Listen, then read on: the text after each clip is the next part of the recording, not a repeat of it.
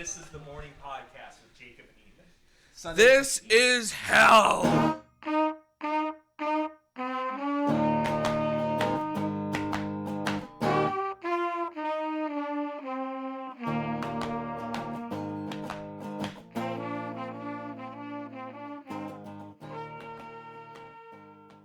Maggie, also our studio producer.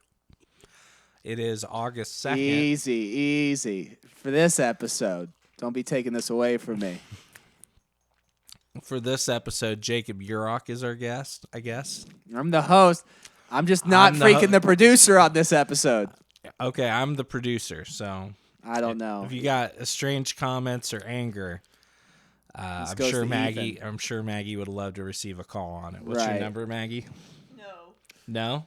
And Maggie. It is funny when I go look at Maggie's music. And it's like, for fans of Luke Spihar, the Stillwater Hobos. Like, The Stillwater Hobos. Is that a real thing? Yeah, they're good. I like them. I like them better than Spihar these days. What? Yeah. Dude. the very niche market of the Central American Orthodox Catholic bands. Yeah. That's where it's at. Just spicy enough. Just spicy enough. We Could imagine that as a tagline. I mean, you gotta do whatever it takes to get you tided over until the Turnpike Troubadours come back. Oh my right. Lord. That's not gonna happen, dude. They're done. No, I mean, you know what happened, right? No. The lead singer. Well, he was an alcoholic or something. right, and he was like getting to the point where he couldn't even perform on stage. Like he couldn't have functioned in a bar room, and he was still on stage. Is kind of where he got. Yeah. But I just like Goodbye Normal Street, one of the best albums I've ever heard, bar none. No qualifier needed. The other album's not nearly as strong, but that one, That was a good one. I'm very big fan. Interesting. 538 podcast. I listen to that. Never been a Troubadours guy. No? Not yet. Listen to Goodbye Normal Street. About the most I got pushed into that kind of country realm was Sturgill, I think. Yeah. Yeah. You did go see. Yeah, that was not his best concert either, though. When we went and saw Yeah, him that in wasn't a Kansas good- City. He even did an interview a few months ago, and he was talking about that tour. He's like, "Yeah, I feel bad for those later shows." Really? Yeah, he was even talking like, "I don't think they went well," and I'm like, "You're right. You're very right, Mr. Simpson." So that must make you like him more when you're like, that wasn't good, and he admits it. Well, I'm glad he admitted it. Plus, he was kind of that last album, the album before the newest one. He was kind of. I didn't think it was that strong, even though all the hipsters love it. But this new one, Sound and Fury is what it's called. I mean, this album's freaking baller. It's just. The thing is, it's like it's just a hard rocking album, but it's propelled by the synth guy. Like the guitar sounds on it. There's not really much guitar. It's just these synth lines. Yeah. Yeah, big fan. Pretty good. Yeah, it's pretty good. Sound and Fury, worth a listen. If you're not even a country. It's just it's music. I don't know. What have I been listening to lately? There's a couple songs I really like. One's called like Illy or I Love You, and it's pretty much just an electronic song, but I really like that. And then there's a song by Your girl Billie Eilish, I think, put out a new song last week. No, what was that? It was a song talking about how she's in love with her future self, of what she's going to become. Oh yeah, Not bad. what a I'm a big fan. girl. Big fan of the soft voice singing. I was freaking watching a video of what was her name and his name. Bill. I was watching Bob Dylan do Mr. Tambourine Man at Newport, and someone in the comments was like, "Yeah, when he's dead, we're finally gonna realize that Bob Dylan was the GOAT." And then someone below it put like, what Bob Dylan was to the 60s, Billie Eilish is to us now. And I was just like, if I had a sniper rifle, I would crawl in your yard. I like her. I wouldn't say that though. That's if that person said that next to me, I'd have to stand away for fear of sniper fire. I get it. I get that feeling. Like a lot of people are pulling up their gun. So Jacob, what's new? Moved to Junction. I moved to Junction, living in a hotel. Surprising amount of family has moved to Junction and struggled for their life to get out. The other 3 weeks, I should be gone. It's It's not so bad. There's plenty of good nature. Yeah. Dude, I'm taking $100 bets on the outcome of this fall's election, by the way. Anyone who wants in, $100 a pop. I got my money on Biden. I will take anybody that messages me. $100. Sight unseen. You heard it here, folks. If you want to make some money, sign up and Dude, talk to I Jacob. will take $5,000 worth of bets on this shit. I give no quarter. There's no way he wins. What's the Democrat? Why? Okay, first off, why You're saying there's no way Biden wins? Yeah. You want to put 100 on this? No, don't put 100 on Ethan, come on, put 100 on it. it. No. We'll talk about it after the show. 100. I don't know if I could do 100. 75. Come on. Take it. Any bets I can get on this shit. Why do you think he's gonna win? Oh, I think it's not even a question at this point. Dude, he's not like thinking. Look, He's no an one. old man. I watched something 2 days ago where he started talking about the hair on his legs and talked about it for a minute, how kids would grab his leg and he'd feel the hair on his legs and how good it was to have children grabbing his legs. The dude is insane. He's insane. No one's saying that. Not insane. He's just an old guy. He's just an old man No who one- shouldn't be in office. No one is saying that Biden should be in office or that Biden is the human I wanted to be the Democratic nominee. Or I was a proud Bernie vote for the Kansas primary. But just saying, I think it's far and away a conclusion that Trump is going to lose this election. This is just weird because I feel like you were much more optimistic of Trump when he ran the first time versus now, which is weird because I was the opposite. I called Trump the first time. I don't know what else to say. Look, I'm a numbers guy. I look at the numbers. No, because once the video recording came out, you posted on Facebook, I think, he's done. There's no way. I anybody... did have a day change of heart after that the grab her by the pussy video came out. Hey, gosh damn it. That's what he said. Yeah, I don't even want to bleep it out. I don't want that shit on The here. president of the United States said it. No, it was some guy, some rich guy. Anyway, so after that video came out, for a day I thought like, oh, there's no way he can come back from this.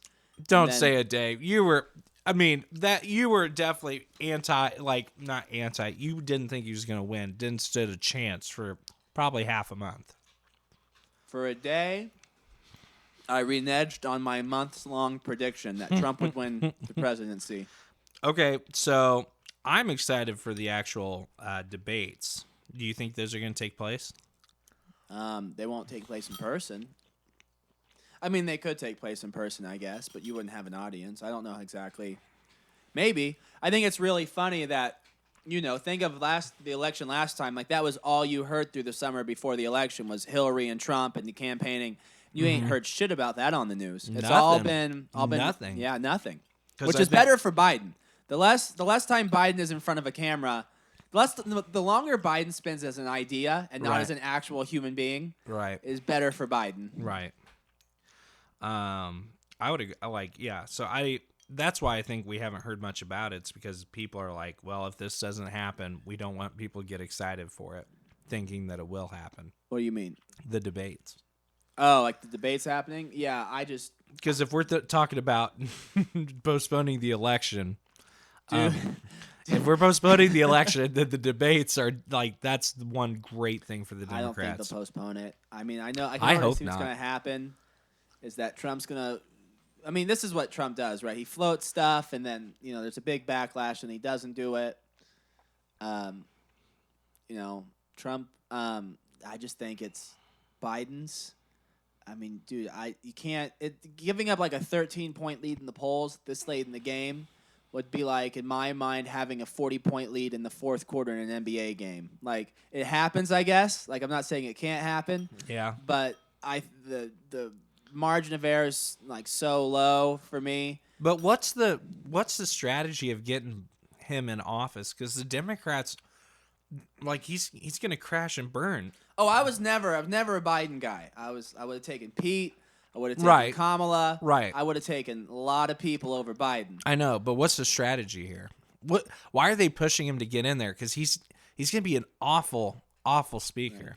Why do I think everyone got behind him? I think, one, he had so much pull in the office because he'd done his dues for so long that it was kind of like the party got behind him.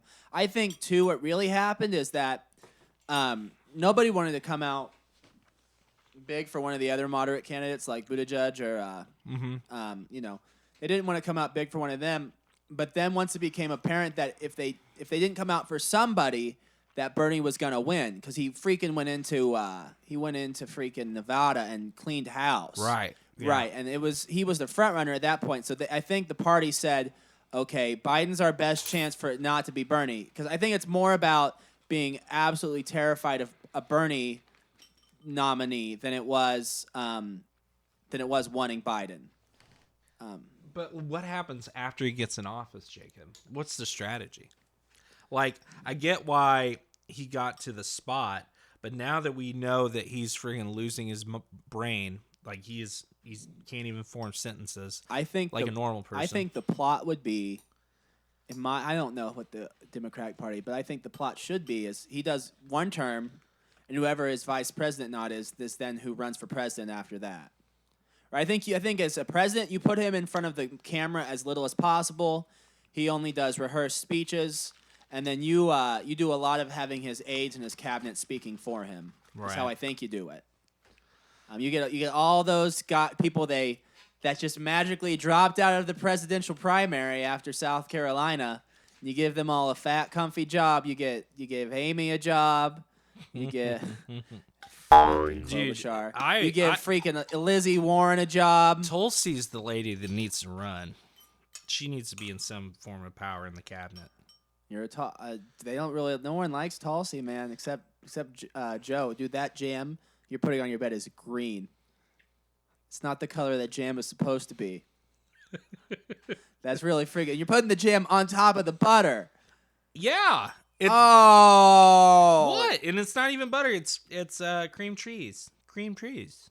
Yeah, but, Maggie. You know, this is a Breakfast is War podcast. Breakfast is hell, excuse me. So what the hell is the law that's been broken here? It just, you can't. Gosh. They're so good. Freaking, it's like butter tastes good. Why don't I put some butter on my steak? Put a big slab of butter on my steak. What did I do wrong? I think I don't. I think you think it's gross, but I don't think you have our other family members. They put They do 1 pound of meat and 10 pounds of seasoning because they don't know how to. They don't know how to freaking cook a steak, right? No. They don't know how to actually prepare a piece of meat. No. And so they just cover it with spices, and you can't even taste the meat. If you were at Man Days this last weekend, Mark is definitely by far the most professional steak cooker. Very good stuff. I'm sure Mark would say so if you asked him. Well, of course he would. But there's a reason that he's the last guy to cook on Man Days is because he actually he gets it done. Who cooks a steak better than Mark, Jacob? So tell us about this trip you took, this Man Days No. trip. Do you cook a steak better than Mark? I can cook a steak better than Mark. No. No remorse. No humility. Jacob York can cook a steak better than Mark. So we did some shooting at Man Days. It was pretty damn fun. There's a lot of good bucks up there. Not that you'd be interested in shooting a deer. I'm not a deer guy. I mean, I've never gone deer hunting, but You've never had that desire? You just go sit in a freaking tree all day. Well, if you're your brother Seth, you go sit in a tree all day. You get a really good 3-hour nap. Well, I think that's the only time he went hunting for deer. Is he fell asleep. He bought a rifle and he went for like a week in high school, and that was it. That was it. No, he tries to get into the fish. I feel like there was a little bit there where I was getting into the fishing. Seth is Jacob's brother. There's a little bit where I was getting into the fishing, and then all of a sudden Seth really ramped up his fishing. So I wonder if I can't let Jacob do this. I can't let Jacob be more of a sportsman than me. Yeah. There's something about that. I don't know.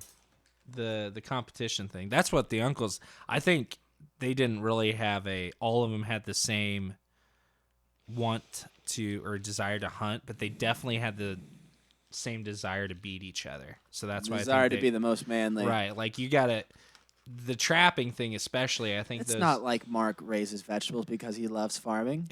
Mark raises vegetables because he doesn't want Ron to be better at him than shit that doesn't involve an office. You know? Oh yeah, no, I agree. But to be fair, we've worked on the farms, and the uncles all have an underlying need or passion for their craft. But yeah, I think there's a lot of that between Mark and Ron. Oh, Oh, yeah. I mean, if you really want to make make Mark mad, don't tell him that his shit sucks. Tell him that Ron's shit is better. It's really well, yeah, Mark. This is really, really, really good cantaloupe, but Ron's is just a little better. It's just a little bit more mushy. It's too firm. It's too firm. You should have let it ripen another 2 hours. Ron always goes by the hour, not by the day. Shit like that will eat him alive. Well, the market yesterday, he was really happy because we got a lot of rain. So what he did is he picked all the corn and put it in coolers, ready for market. He had to put in a lot of effort, and it paid off, at least in his mind. A lot of rain. Freaking rain. Dude, yeah. Well, we all know July's the rainy season in Kansas. No. No. There's this really unnatural amount of rain. Yes. Yeah. Climate change. Climate change is real. You think so? Quit putting shit in our rivers. Quit pumping shit into the sky. Progress. It's not worth it. Not worth it for the 1% just to get a little bit richer. Oh my gosh. I mean, I do believe in this, and I mean, you look at wage growth, right? Like the wage disparity only increases. The wealthiest people become wealthier, but wages have remained pretty much stagnant since the mid-90s in the U.S. And that was the big thing. So before my squawk on the street coming out, thank you, Mr. Kramer. Thank you, Carl Cantanilla. Thank you, David Faber. I know all three. That's really sad. I know all the hosts by names. I feel like that's something I need to make is like a tribute video for the Squawk on the Street crew. Podcast for podcasters. Anyway, what I was going to say is that was a big thing before Corona hit. There was a couple of things weighing on the market. One was the trade war worries with China. And the other thing is that basically we'd reached such a rate of unemployment and that wages were going to have to go up. Basically, like we had reached such a place of unemployment that wages were going to have to go up because what had happened is we'd hired all the normal workforce, and so now people were hiring ex-felons. People were hiring people they didn't usually hire. They were hiring part-time positions, and those had all been sated. So, God forbid that wages should freaking grow in this country, but that was like thought we might start having the first real wage growth in America since the 90s. And then like Corona hit and the slowdown. Yeah. But I mean, it's just crazy how like that was like you listen to some commentators talk about it and they talked about it with fear. It's like, oh, God forbid that like people should be getting paid like enough to not live on freaking welfare. Yeah. Like, cause that's I go on a lot of rants here. I notice when I edit that it's like 5 minutes of me talking. No, it's good. It's good. What I was gonna say is, as long as it's along the same train of thought, if I'm talking too long, I'm gonna freaking just take a complete 180. But what was I? Damn it! You made me lose my train of thought. I gotta get it back. Wage growth. Wage growth. We were gonna earn. There was gonna be a wage increase before Corona. Yeah, we were looking at wage increase. Damn it! It was oh no! This is the point. I was. So someone made this point to me, or I read it somewhere, and it makes sense to me. This whole living wage thing, right?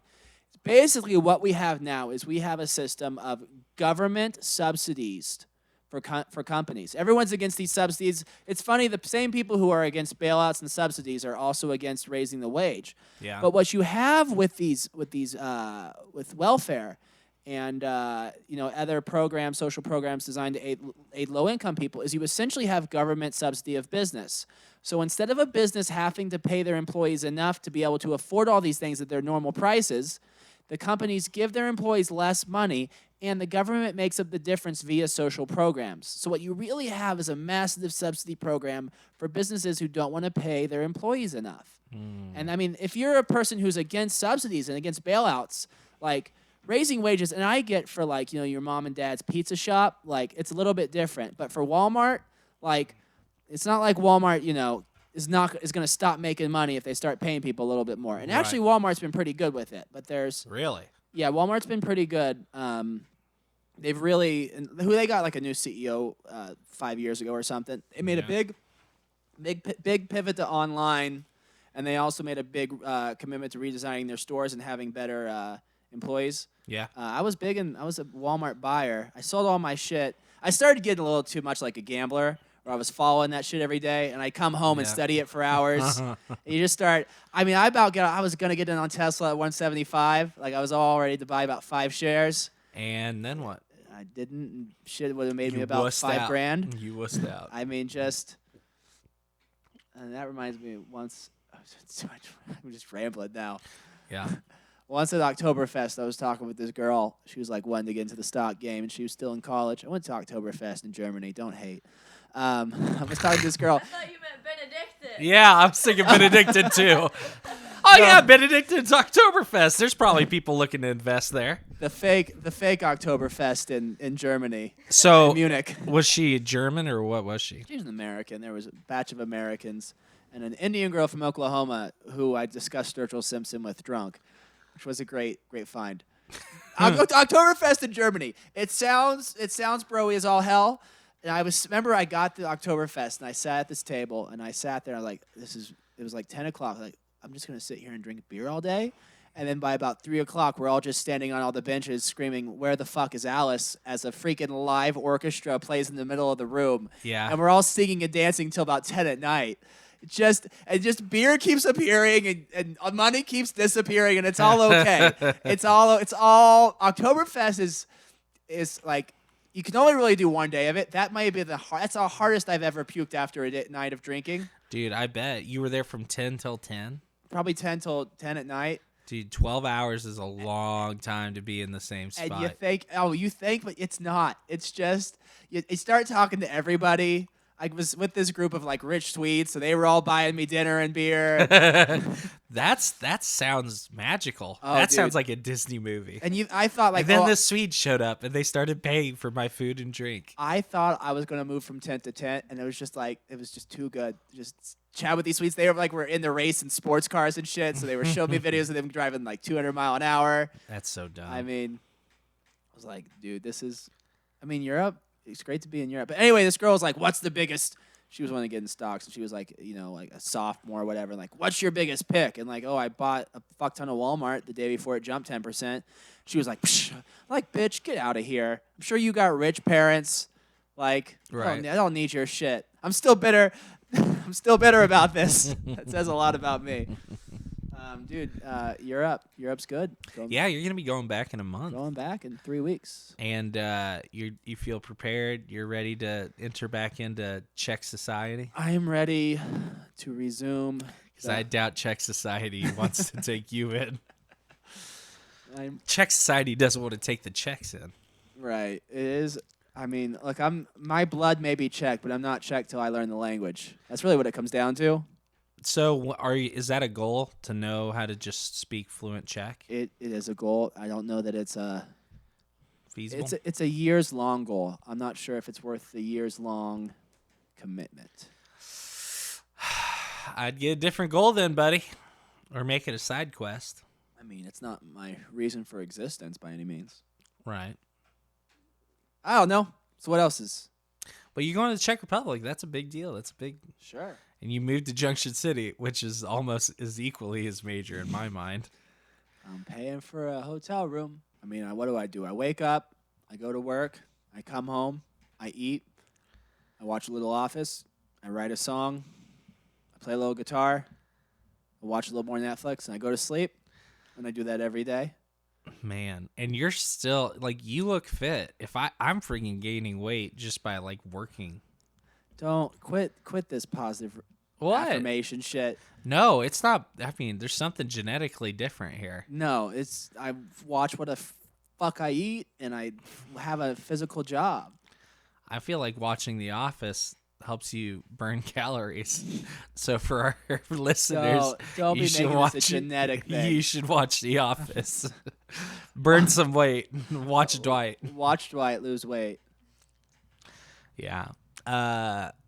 No. Any It's big not- projects you've been working on? What's your take? Give me your take on something that's been happening. What's been getting your goat?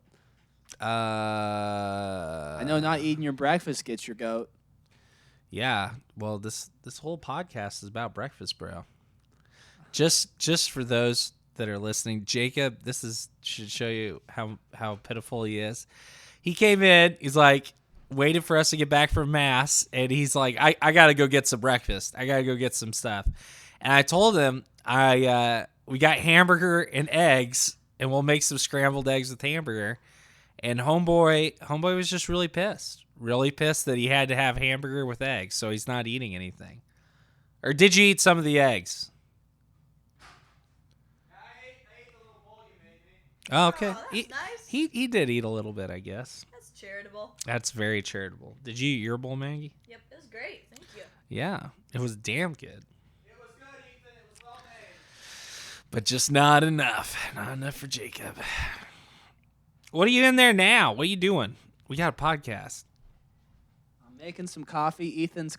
This is the Ethan Corner. This is our weekly Ethan Corner segment. I need to get more coffee because I feel like my crazy's not quite coming out. And that's what people come in here for. Jeez. No one wants the calm, rational. I do. I love hearing it. No. Although the people that have listened to the podcast definitely enjoy the Jacob scream. I'm getting a little anxious. I'm getting really anxious. Ah! That's what they like. They like to see the bubble going to the top of the tank and then finally popping. Yeah. That just reminds me. I had a girl I was hooking up with in Prague. I'm not going to say anything bad. He's struggling, ladies and not, gentlemen. He's that's really not struggling. what this podcast is for. But anyway, that was That's for after 11 p.m. She got on my case. I mean, we would text like maybe a couple times a day and see each other once a week. And she got on my case because she wanted me to turn her down more often. She wanted to feel like I didn't want her and that I was turning her down. Which is It sounds like a winner. it's just that was among other things. I was just like, what the fuck is wrong with you? I see you once a week. Like it's not even like I'm seeing you a lot.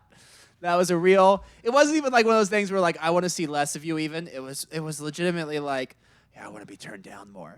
Like, I want to love where we only talk to each other once every couple months. Like, you want me to start treating you like shit? Like, that's what you want from this? Like, normally I'd be okay with that. Normally I'd just do that shit by default. But, yeah. just trying to be a good person. I wanted Maggie to be a little bit more angsty sometimes when we were dating. But then when she did get mad, I did not want any part of that. Really? As much as I could help it. It's the mad that I imagined. It's not the mad of reality. The anger of reality is much more uncomfortable. It cuts a little deeper. It's probably over something you did too. Like it's something you already feel guilty for or worried about. Yeah, I wanted to get mad over stuff that she should be guilty for. Right. Not me. This is bad. This feels bad. Yeah, well, I mean, that's one of the things, like me with dating. I feel like some girls, we're going to talk about dating. This is not a dating podcast. Oh, shit. I feel like something you run into with a lot of women is that they want you to be the one, you set up the dates, you take charge and everything, but I don't, maybe it's something that's wrong with you, and I think maybe you're the same way somewhat too, but I feel like there's two people involved. You know what I mean? Yeah. Like, I'm dating someone. I want this person to have opinions and desires and thoughts on what we should do. Mm-hmm. Like, it's two people going out and having fun together, not like a woman, doing nothing and being wooed and dined and mesmerized by this man who takes care of everything, Yeah, Like, Maggie. you know what I mean? Am I talking out the ass here? As Jordan Peterson would say, that's an archetype, definitely, of women. I feel like that's most relationships I run into is like, you're like, where are you going to take, and then you take them somewhere. Yeah, I and think there's an essence of that in a lot of relationships. Yeah, I agree Right. with that. I don't think it's too basic to really say that's every woman. Am I generalizing? No. Like, well, yes, you are. I am you- literally generalizing. I know that. That is in the essence of a lot of relationships on the female side of it, but I think if you ask point blank, no woman would be like, yeah, that's what every relationship or my relationship is going to be. I think a lot of maybe I don't. You're not as convinced, huh? No, I think the generalization applies in on some level in most cases. It's one of those things where I think we've gotten to this logical part. How do I put this? It's like we've gotten to this point in arguments. Okay, so let's get into these topics. Like the exception does not disprove the mean, right? So I feel like most people, most biological males act and behave a certain way, and whether that there's a spectrum, but there's a general range of behaviors and beliefs that happen. Same thing with a biological female, right? Right. So you might get a male who wants to be very effeminate, wants to dress up. Girl, the opposite, whatever. Wants to be very masculine. But at any rate, like generally, there's this set of behaviors that apply to men. And I understand that like generalizations can be restrictive, and you shouldn't. People can be whatever they want to be. But I think we've gotten to this place with arguments, with not arguments, but with discussion in society, where when once we recognize an outlier, then we believe that the value of reasoning about the mean is somehow worthless. Yeah. So I don't think that might not be all relationships, and that might just be like the entry part of a relationship. But I feel like it's nonetheless like you can still talk about it, just as you can talk about masculinity or femininity and make allowances for the exceptions and not be judgmental about deviations from what seems to be the norm. Right. Nonetheless, like it doesn't disprove the existence of a norm or the value of trying to categorize the elements of the norm. I mean, the exception proves the rule, right? Is that kind of along that line? Right. Yeah. Like there's something to that. And I think all people are like 90% norm, 10% exceptions, right? Everyone's got their own little exception to the norm that applies to them. Right. Right. And so I just think, I think we've gotten to a point in society where like exceptions disprove. Like we've gotten to a point where the exception disproves. What was the phrase you used? That the exception proves the rule. Right. We've gotten to the point where it's like the exception disproves the rule. Yeah. I don't think that's. I agree. Yeah.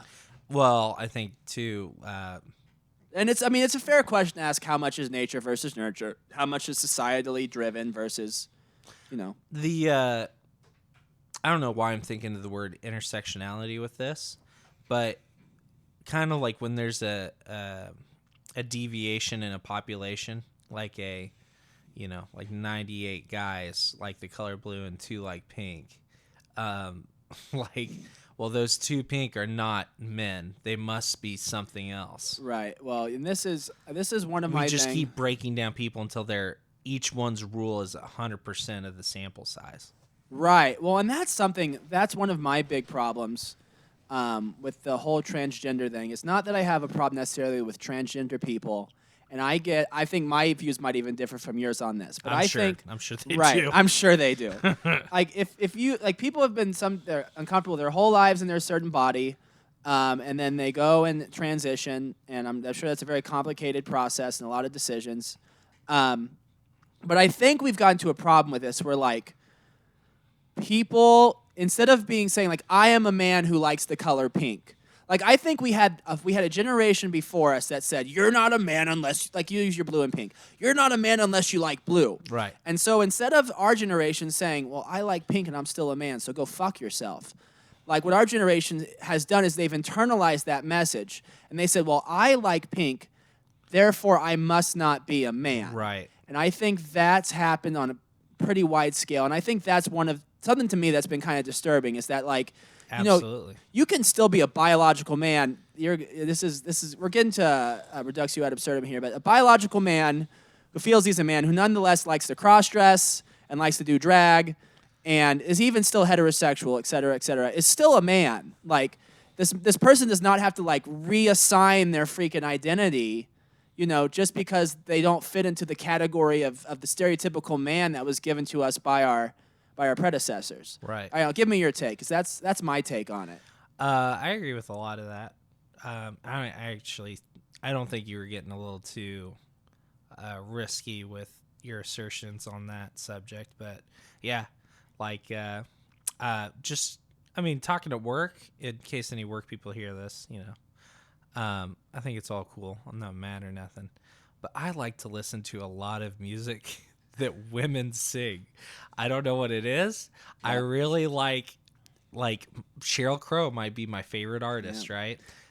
That the Billie Eilish. I listen to a lot of the Eilish. Yeah, I like it. Like, but I listen to compared to the people I work with, I listen to way more women in what my like playlist is than they do, and it get a lot of side jokes, but like they're definitely hinting at you're less than masculine, which is absurd because if we were cut down to our primitive state, I would be the head caveman by far. Oh yeah.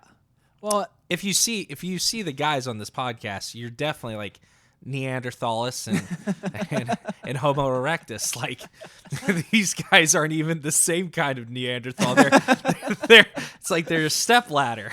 Well, I mean, this is one of the interesting things on this whole like being a man thing, right? Too, is it's like I don't think either of us would say I'm a coward, right? Right. Like I've done some risky shit, but or that I'm an unmasculine fellow, right? Mm-hmm. Like I can hold my own, working a tough day job, living on my own, making my own way. Right. But like I'm not so concerned with doing the things that make you appear manly. Like I'm not just going to go do something risky because I got a group of guys watching me, wondering if I'm going to do it, or I'm not going to like, you know, listen to freaking Leonard Skinner, you know, put on Leonard Skinner so I can look like more of a man in the warehouse. You know what I mean? Yeah. And I feel like it's almost like for the lot of guys though, there's like, and I imagine it's the same way with women too. There's like a performance going on. They feel the need to perform masculinity or perform femininity because they don't want to have their identity in that group being questioned. Well, I think that's natural too. Here's the big, like, this is a good conversation I had with Grandma Titeman. I told her, I was like, you know, anytime there's a new guy in a personal group or a small group, like church, sports, academics, wherever, if there's a small group of men and there's a new guy that's in that group, or not even just a group of men, but just a new male in general, instantaneously I will size him up. I'll be like, okay, he's better looking, but I definitely look stronger. Like I unconsciously hit all these check marks immediately. And then, you know, you think about it rationally later, but I was like, that happens to men, Grandma. She's like, well, same thing with women. Exact same thing with women. Yeah. Just different metrics. Well, and here's my question. Why do you think that is? Because we can all agree, like, we were talking about Bob Dylan earlier, right? Yeah. Like, Bob Dylan's a personal idol of mine for a lot of reasons, but especially because, like, that man always did what he wanted to do. Like, whether it was successful or not, he always just did him. And I think, like, we can all admit that's something to be admired. But on the other hand, there's this real, like, very human inclination when we get into a group that, like, we feel the need to find a place and find an identity and, like, be part of the group. Like, it's just something that happens. And when we feel that we aren't part of the group, it makes us very uncomfortable. Like, what do you think causes that? Why do you think that is? We are on the precipice of the Jordan Peterson ledge here. But I would say... Are you afraid of talking JP? I'm a JP fan, personally. No, I just think that once we get on that train, it's a long train. Choo-choo! Choo-choo, motherfuckers! What would he say? Get on the train, bucko. But you have a real awkward pause. Be like, get on the train, bucko. Like, you need to sort out your life. No, so the reasons I think that is three things.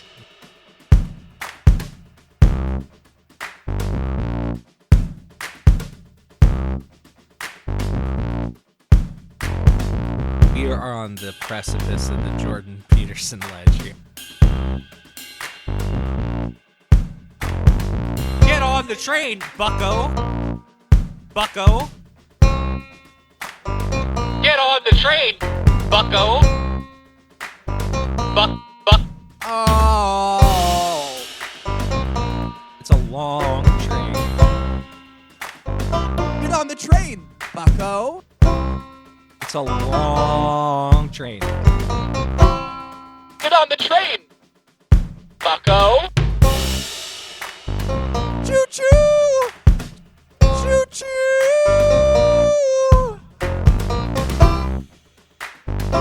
Choo choo, motherfuckers.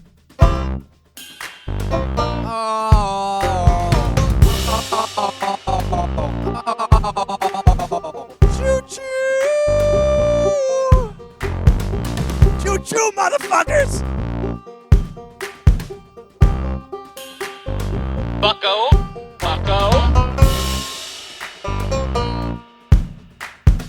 You need to sort out your life. No, so the reasons I think that is three things. Maybe they're all all three society would look down on. But one, we live in a hierarchical system. There's leaders and followers. We're very social animals, so caring about being part of a group is a natural, very deep system we have. Like, humans are social animals. Like, no getting around it. We wouldn't feel lonely if we weren't social animals, and that's a huge problem. And combining those two things to make a composite of, like, we need to be around each other, but there's also people that are more dominant or less dominant, or just like there's a hierarchy of important people versus non-important people, or beautiful people versus non-beautiful people. Smart. Right. I mean, we just judge everything on that. I've been reading Proust, speaking of this, and he's like, he says it's a miracle for humans and their survival that even if, because not all men can be the best at everything, but somehow every man believes himself to be the best at something. Yeah. And if we didn't have that, we'd somehow, crumble. And so this goes on to, so there's a lot of this, we're talking about the exception to the rule stuff, right? Like, our sample size of who's the best at stuff is getting bigger and bigger and bigger. Oh, yeah. Because of, in large part to social media. Because, like, I could say I shot the biggest buck that anybody has ever seen, and there's 4 billion pictures on the internet saying, no, that's not true. Whereas if, 50 years ago in your town, well, and when there was more small towns, there were way more smaller groups where you could feel more important. Well, and this, like with me with writing, right? So I put most until now, like, my focus has been making stuff that as good as it can be, and putting it up on Facebook and see what kind of reaction it gets, which zero reaction for the most part. Right. I'm lucky if I get a reader.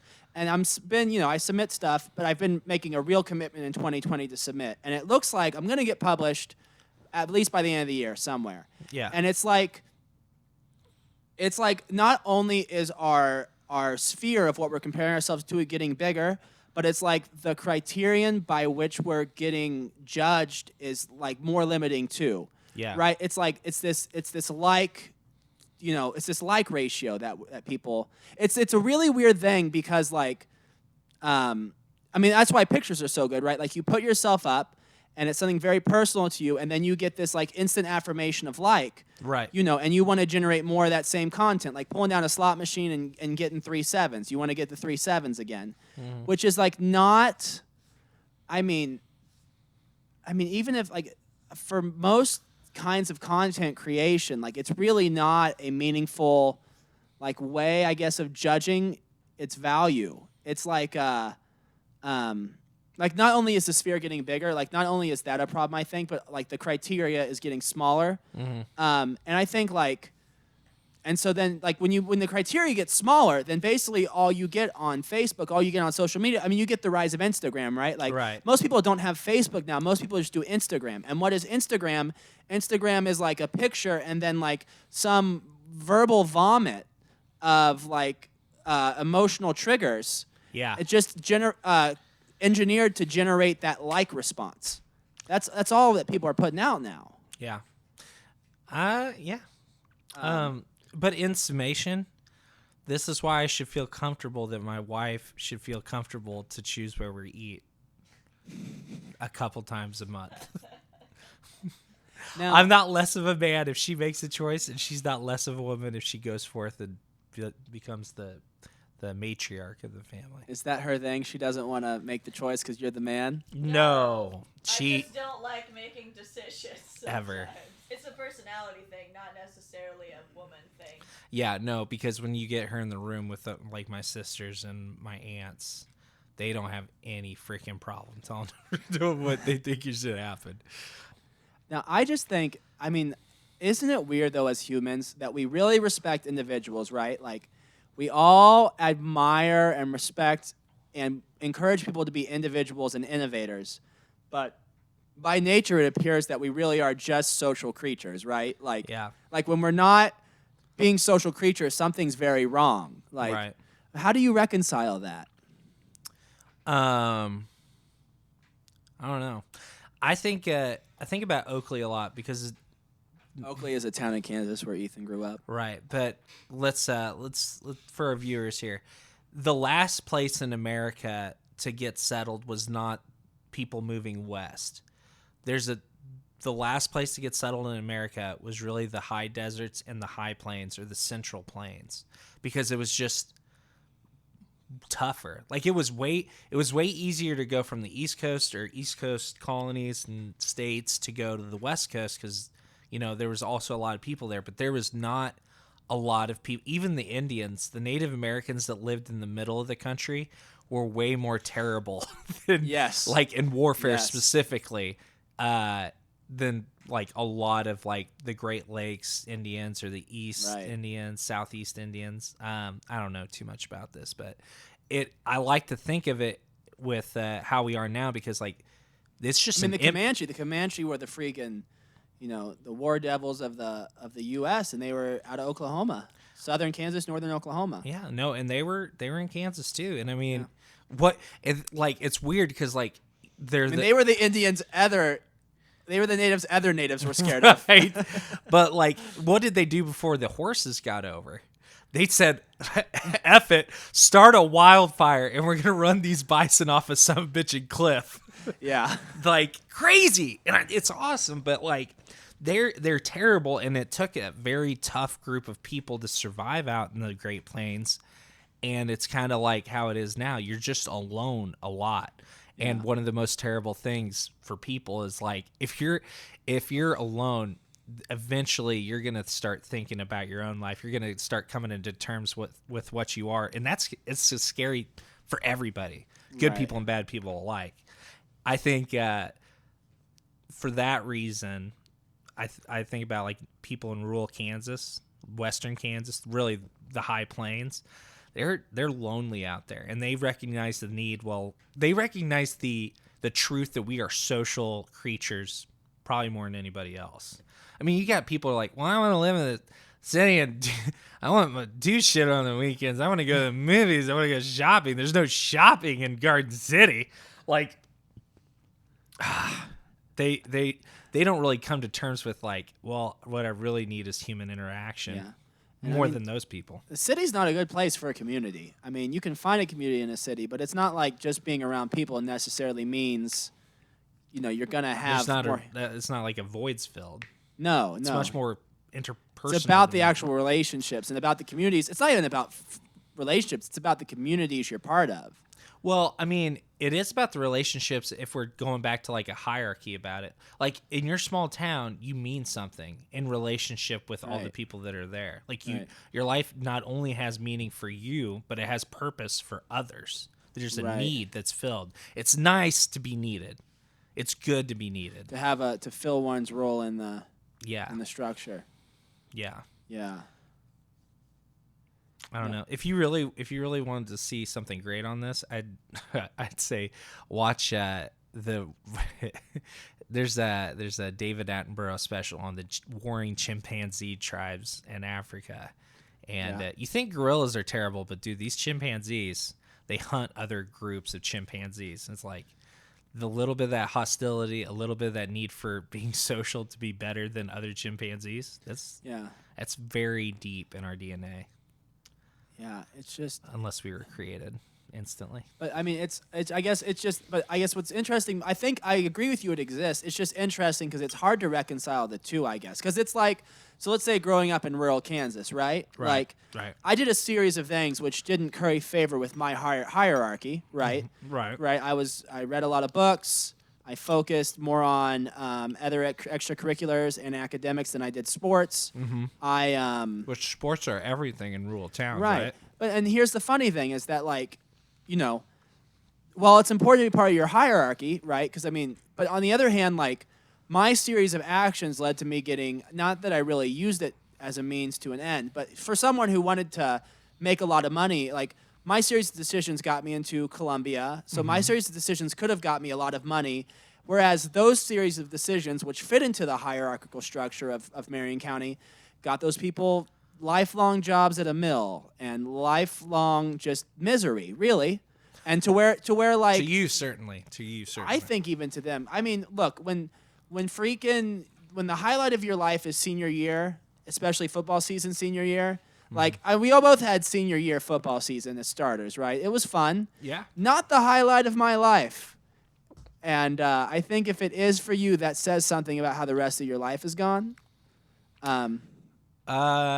Maybe I'm going out. I'm throwing out the judge balls here. right. Judgment. It sounds good until I start thinking about myself. I'm like, F you. Nothing's better than my high school senior year of football. Even though, like, 99% of people that You haven't play done. football, You went to Europe for half a year. You got married. Like Right. you've done such cooler shit. right. I wouldn't say football's the best, but dude, it's up there. I mean, it was a good time, but like even freshman year of college was more fun for me. I mean maybe that speaks to how to Garden City. right. Community college, motherfucker. Save that money. I mean, for me, it's like that says to me something about your life. If that's the peak, and when you're raising your kid, like when you're raising your kid, and like that to you seems like that's what you're raising them for. You're not raising them for a great future. You're raising them for senior year football season. Like that says something to me about your life. And it's just this crazy. It is disheartening when older, I mean, maybe even parents are like, this is going to be the best time of your life. Yes. Like, what? Right. I'm getting made fun of for having a little bit more of a neck beard than the next guy. Right.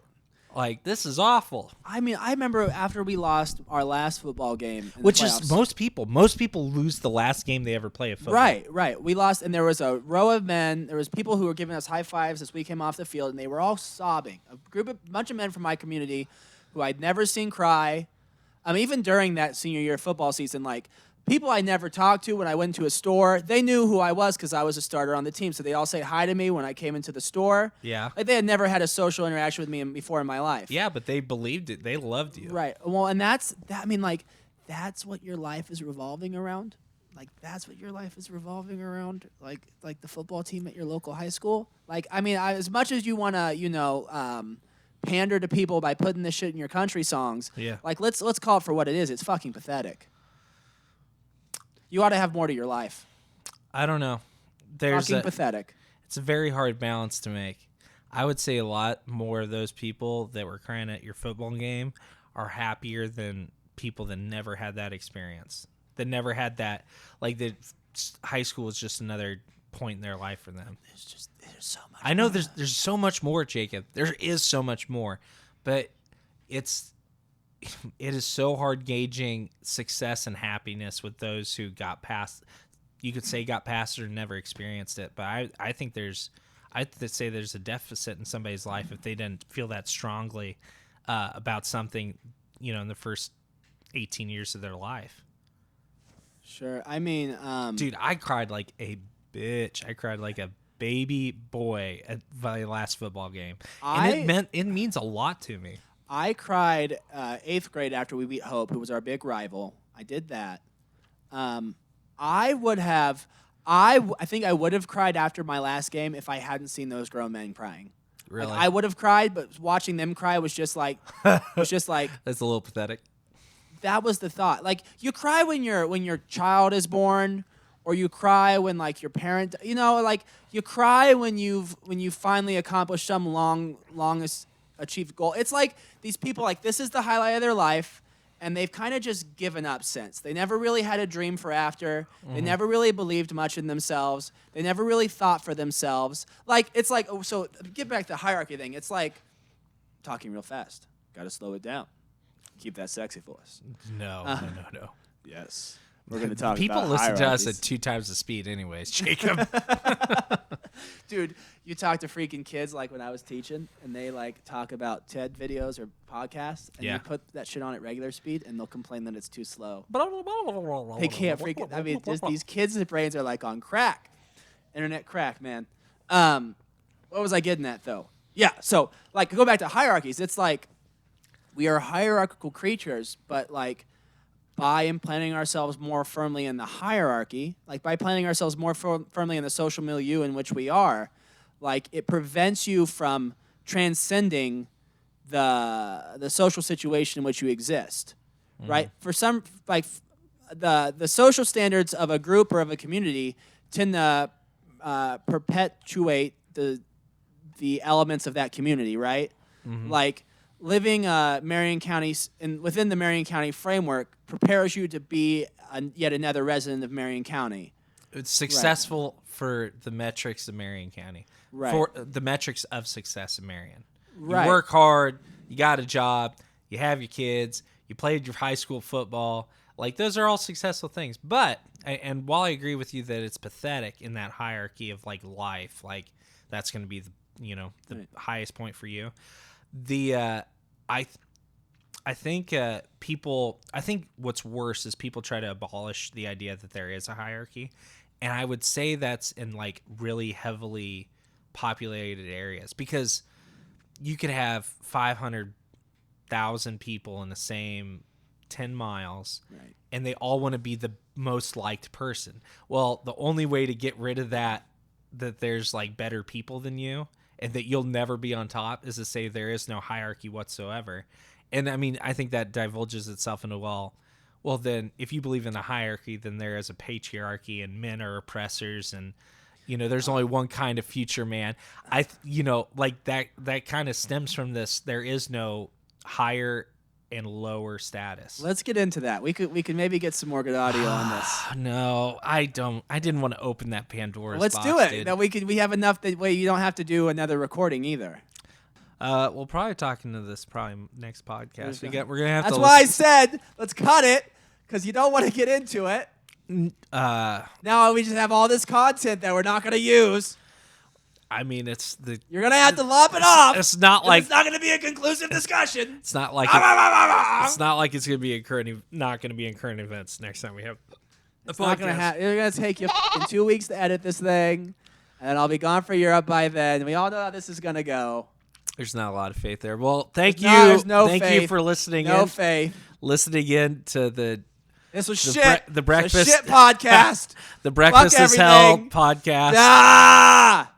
We'll see you next time. Yeah.